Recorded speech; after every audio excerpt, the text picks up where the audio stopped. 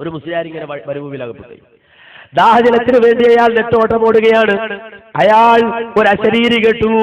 അശരീരി എന്ന് പറഞ്ഞതല്ല എന്താ, ഒരാളില്ലല്ലോ. അശരീരി എന്ന് പറയുമ്പോൾ ആള് വിളിച്ചോണെങ്കിൽ അശരീരി ആവൂലല്ലോ, ആരില്ല. ഒരു അശരീരി ഇങ്ങനെ കേൾക്കുക. ഹാജറ ബീവിയുടെ സംഭവത്തെ അടിസ്ഥാനമാക്കി അയാൾ ആ ശബ്ദം പുറപ്പെടുവിച്ച ആളെ ഉദ്ദേശിച്ചുകൊണ്ട്, നിന്റെ അടുക്കൽ വെള്ളമുണ്ടെങ്കിൽ എന്നെ സഹായിക്കൂ എന്ന് ദയനീയമായ സഹായനേട്ടം നടത്തിയാൽ മുസ്ലിയാർ ശിർക്ക് ചെയ്യുന്നില്ല. ഇത് സലാസുലം ചെയ്തിട്ടുണ്ട്. മുസ്ലിയാർ ശിർക്ക് ചെയ്യുന്നില്ല. ഒരാള് മരുഭൂമിയിൽ അകപ്പെട്ടു ആൾ ഒരു അശരീരി ഇങ്ങനെ കേൾക്കുക.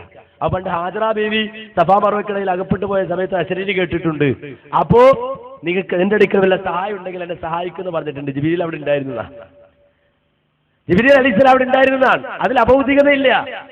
ഇത് പറഞ്ഞ് വിശദീകരിച്ചിട്ട് ഉദാഹരണം എന്ന നിലയ്ക്ക് സലാസലം എടുക്കാണ്. ഒരു മുസ്ലിയാർ മരുഭൂമിയിൽ അകപ്പെട്ടു പോയിട്ട് ഇതുപോലെ ഒരു അശരീരി കേൾക്കുക. അപ്പോ ഇയാൾ വിചാരിക്കുക, പണ്ട് മലക്കിങ്ങനെ ഹാജറ ബീവി സഹായിച്ചിട്ടുണ്ടല്ലോ, അപ്പൊ ഈ അശരീരി മലക്കാൻ സാധ്യതയുണ്ട് എന്ന് വിചാരിച്ചിട്ട് അത് മലക്കാണെന്ന് വിചാരിച്ചിട്ട് വെള്ളം ഉണ്ടെങ്കിൽ സഹായിക്കണേ എന്ന് പറഞ്ഞാൽ മുസ്ലിയാർ ശിർക്ക് ചെയ്യുന്നില്ല. ഇത് തന്നെയാണ് യഥാർത്ഥത്തിൽ അത് ജബ്ബാർ മൗലവി ഉദ്ദേശിക്കുന്നത്. പക്ഷെ ജബ്ബാർ മൗലവി എഴുതുമ്പോ അത് മുജാഹിദ് പ്രസ്ഥാനത്തിന് എടുക്കാണ്. എന്നാലോ തുല്യം എഴുതാൻ തെറ്റില്ല. ഇതേ കാര്യം തന്നെ ചെറിയ മുണ്ട എഴുതി. അപ്പൊ ഇവര് ന്യായീകരിക്കാണ്.